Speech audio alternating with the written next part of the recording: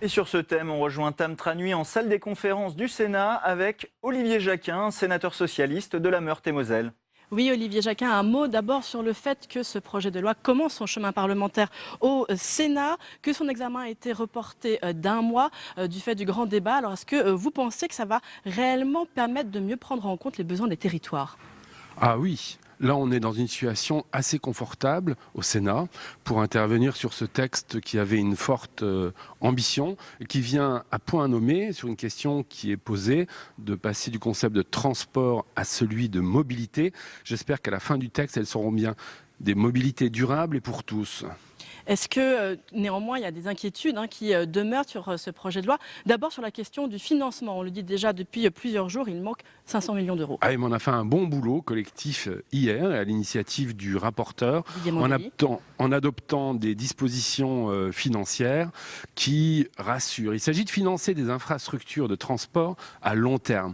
On ne peut pas le faire en affectant une partie des dépenses de radars qui ne sont pas réparés. On en a déjà parlé sur Public Sénat. Oui. Et les propositions qui sont faites hier relèvent du bon sens et de la justice fiscale, puisqu'il s'agirait, voilà, c'est ça, la fameuse taxation des carburants. Une petite partie pourrait être affectée au financement de ces infrastructures de transport. Mais je crois qu'on ne va pas assez loin dans les domaines de la justice fiscale et de la justice sociale. Je crois aussi que c'est une question qui est posée en ce moment précis dans notre pays, de répondre à ces éléments-là. Vous jugez notamment qu'il n'y a pas assez d'éléments autour de la question de l'ubérisation des transports. Alors voilà, ça relève, c'est une partie de la question de la justice sociale, mais il en est une autre quand en même temps, on n'a pas de réponse financière, mais on rétrograde en commission sur la question de tarification solidaire des transports en commun.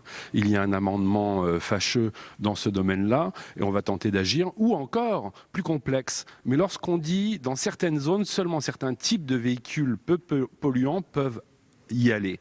Comment fait-on pour les Français qui n'ont pas les moyens de travailler ça ? Et je crois qu'on ne va pas assez loin là-dessus. Et pour répondre à votre question, l'ubérisation du travail, c'est les fameux travailleurs des plateformes numériques, ces livreurs à vélo, qui sont dans des conditions absolument insatisfaisantes et fortement dégradées, en étant auto-entrepreneurs, en étant en concurrence les uns des autres. Et alors que ce secteur des transports n'est pas délocalisable, pourquoi crée-t-on des travailleurs pauvres d'un nouveau type, des esclaves de l'algorithme dans notre pays ? C'est une véritable gangrène qui mine la cohésion de notre pays et qui tire tout par le bas. Et là, qu'est-ce qu'on nous propose ? Une pauvre charte facultative entre les géants du numérique et ces travailleurs isolés. Le pot de terre contre le pot de fer, et c'est pas grand-chose cette charte pour vous. Merci. Le Sénat va également faire évoluer le texte sur la question des collectivités. Ces dernières vont être chargées d'organiser les déplacements sur leur territoire. Alors de quelle façon et surtout avec quels moyens ? C'est encore la question du financement. Tout à fait.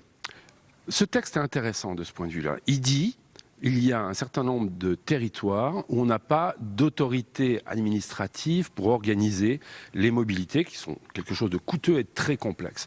Et il décide de couvrir la France d'autorités organisatrices des mobilités. Bonne chose. Manque de bol, il n'y avait pas un sou jusqu'à hier.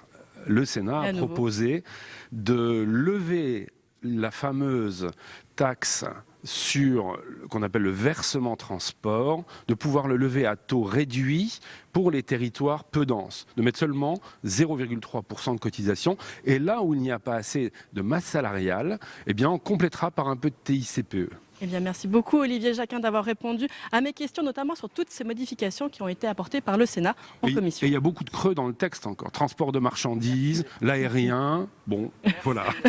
Merci beaucoup.